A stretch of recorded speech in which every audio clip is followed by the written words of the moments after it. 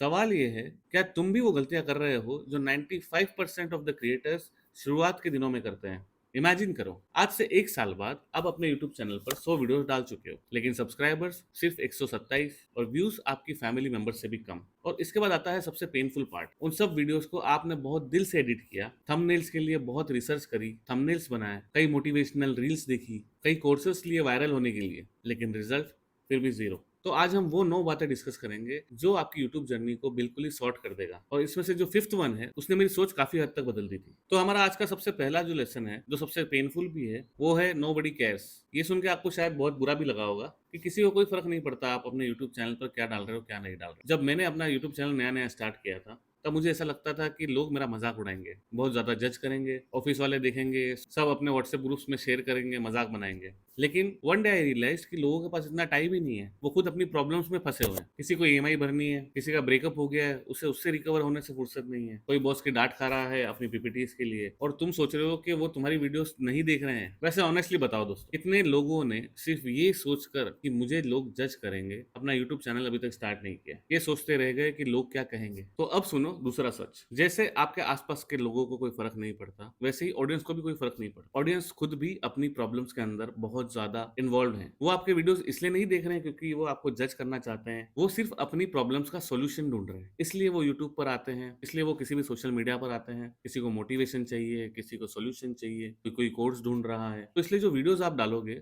उसमें कोई भी इंसान आपकी वीडियो तभी देखेगा जब उसको उसकी प्रॉब्लम का सॉल्यूशन मिलेगा। And this is the key to YouTube. तो जैसा कि मैंने आपको कहा, ऑडियंस जो है वो अपनी प्रॉब्लम्स का सॉल्यूशन ढूंढ रही है। वो आपका इंट्रोडक्शन नहीं चाहती, ना ही वो आपकी स्ट्रगल स्टोरी सुनना चाहती है। ऑडियंस को कुछ वैल्यू चाहिए, जैसे एंटरटेनमेंट, इंस्पिरेशन, एजुकेशन, कुछ तो चाहिए उन्हें। और अगर वो आपकी वीडियो नहीं दे रही है, तो वो ऑडियंस आपकी वीडियो नहीं देखेगी, वो 2 सेकंड में ही स्वाइप कर देगी। सिंपल है। और इसी पॉइंट पे 90% ऑफ द क्रिएटर्स एल्गोरिदम को दोष देते हैं, ब्लेम करते हैं उसे। तो जो मेन प्रॉब्लम है वो एल्गोरिदम नहीं है, मेन प्रॉब्लम है आपका वीडियो, जिससे ऑडियंस को कोई वैल्यू नहीं मिल रही है। और ये एक्सेप्ट करना बहुत ही मुश्किल और अनकंफर्टेबल है, पर असली ग्रोथ वहीं से स्टार्ट होती है। अब आता है हमारा लेसन नंबर 2। तो इस लेसन के अंदर में मैं आपको 2 क्रिएटर्स की कहानी सुना। पहला क्रिएटर वो है जो बहुत ज्यादा रिसर्च करता है, बहुत अच्छे अच्छे गियर्स खरीदता है, लोगो बनाता है, बैनर बनाता है, अपने चैनल का बहुत अच्छा डिस्क्रिप्शन बनाता है, प्लानिंग करता है, नीश सेलेक्ट करता है, और ऐसा करते करते उसे 8 महीने निकल जाते हैं। 8 महीने निकलने के बाद भी वो कोई वीडियो अपलोड नहीं करता। वहीं एक दूसरा क्रिएटर है जो सिर्फ अपना मोबाइल उठाता है, पहला वीडियो बनाता है और अपलोड कर देता है, दूसरा बनाता है, अपलोड कर देता है, तीसरा बनाता है, अपलोड कर देता है, और धीरे धीरे इस प्रोसेस में इंप्रूव करता जाता है। तो आप लोग गेस करो किसका चैनल ज्यादा ग्रो होगा? एज ए ह्यूमन कौन ग्रो होगा? ऑब्वियसली दूसरा वाला। यूट्यूब पे परफेक्शन से ज्यादा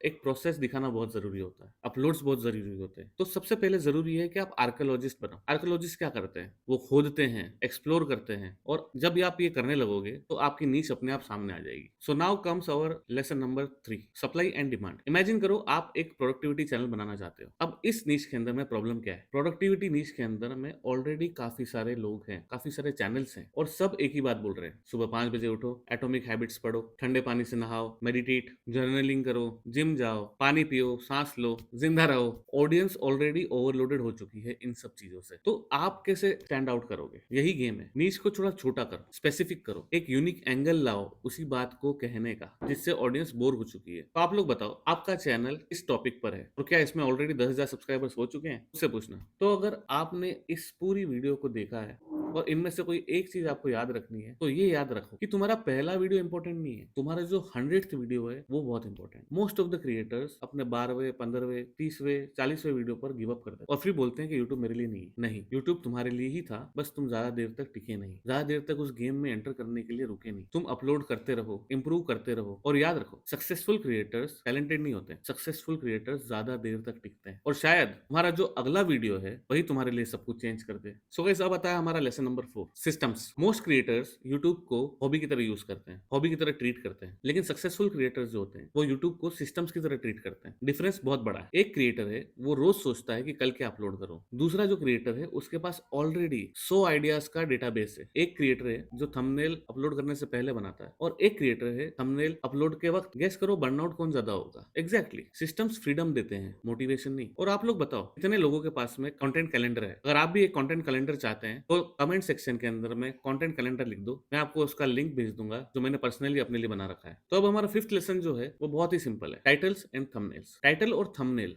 दोनों ही आपके चैनल के सेल्समैन है। आपका चैनल एक नेटफ्लिक्स मूवी की तरह भी हो सकता है, लेकिन अगर आपका पोस्टर बोरिंग है तो कोई क्लिक नहीं करेगा। टाइटल और थंबनेल डिसाइड करते हैं कि आपका चैनल जिएगा या मरेगा। एग्जैक्टली, टाइटल थंबनेल सेल्समैन है, वीडियो आपका प्रोडक्ट है, और अगर सेल्समैन फेल हो गया तो आपका चैनल फेल हो गया। और ये लेसन सीखने में मुझे कम से कम 1 साल लगा। तो आप लोग कितना टाइम लगाते हो अपने चैनल के थंबनेल को बनाने में? Now it's the time for lesson number 6, the first 30 seconds of your video. आपके जो फर्स्ट 30 सेकंड्स है वो आपके केस के जज हैं। नहीं समझे? मान लीजिए आप एक कोर्ट रूम में हो और आपके जो फर्स्ट 30 सेकंड्स है दे आर द जज ऑफ योर वीडियो। वो डिसाइड करेगी कि ऑडियंस रुकेगी या स्किप करेगी। इसलिए इंट्रोडक्शन बंद करो। Hello guys, welcome to the channel. आज हम ये करने वाले हैं, आज हम वो करने वाले हैं। ऑडियंस ऑलरेडी भाग जाएगी। Start with the tension, curiosity, problem, shock, story, anything accept boring. Lesson number 7, आपको किसी भी हाई एंड महंगे गियर की जरूरत नहीं है, जैसे high end camera, high end mic, इन सब चीजों की आपको बिल्कुल भी जरूरत नहीं है। और अगर आप अभी तक यही सोच रहे हो जब तक आपका एक महंगा कैमरा नहीं होगा तब तक आप कंटेंट क्रिएटर नहीं बन सकते हो, तो आपकी ये बहुत बड़ी गलतफहमी है। आपकी जो ये गलतफहमी है वो मेरा इस वीडियो से आप दूर हो जाएगी, जिसमें मैंने ये बताया है सिर्फ अपने मोबाइल को यूज करके कैसे अपना यूट्यूब चैनल स्टार्ट कर सकते हो। वीडियो चेकआउट कर लो गाइस। तो यूट्यूब के ऑफिस में या एल्गोरिदम में कोई ऐसा सिस्टम नहीं है जहां पे वो आपसे पूछता हो कि क्या आपके पास में 2 लाख का कैमरा है, अगर नहीं है तो आप क्रिएटर नहीं बन सकते बॉस। सॉरी, ऐसा कुछ भी नहीं है। Gears doesn't matter, skills matter. अगर आपकी स्किल अच्छी है तो एक छोटा सिंपल अफोर्डेबल जो मोबाइल है उससे भी काफी अच्छा यूट्यूब चैनल ग्रो कर सकते, and your phone is enough. Lesson number 8, the unfair advantage. हर किसी क्रिएटर के पास में एक अनफेयर एडवांटेज जरूर हो। क्वेश्चन ये है कि तुम्हारा क्या है? क्या तुम एक गवर्नमेंट जॉब में हो? क्या आपके पास में बिजनेस है? क्या आप पढ़ाते हो? क्या आप सेल्स करते हो? क्या आप फिटनेस में हो? क्या स्ट्रगल में हो? क्या आप एक अच्छे स्टोरी टेलर हो? क्या आपके पास बहुत सारी चीजों का एक्सपीरियंस है? कुछ तो होगा। उसी